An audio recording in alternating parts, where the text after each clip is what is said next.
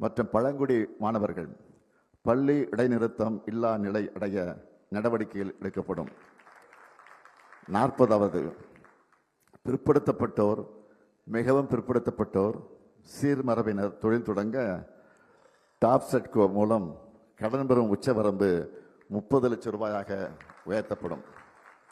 41வது கடலூர், தஞ்சாவூர், மதுரை, தூத்துக்குடி, திருநெல்வேலி, ராமநாதபுரம், சேலம், திருப்பூர், விழுப்புரம், திருவண்ணாமலை, கோவை மாவட்ட அரசு மருத்துவக் கல்லூரி மருத்துவமனைகளில் புற்றுநோய்க்கான நவீன சிகிச்சை வசதிகள் ஏற்படுத்தப்படும்.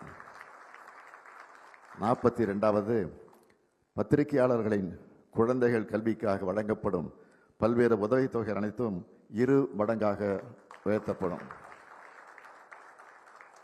43வது தமிழ்நாட்டில் 10 கைத்தறி பூங்காக்கள் அமைக்கப்படும்.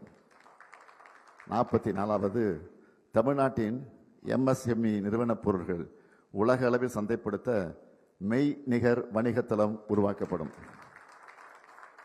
45வது கிராமப்புறங்களின் ஆதாரங்களை கொண்டு ஊரக பகுதிகளில் 5000 புத்தொழில்கள் தொடங்கப்படும்.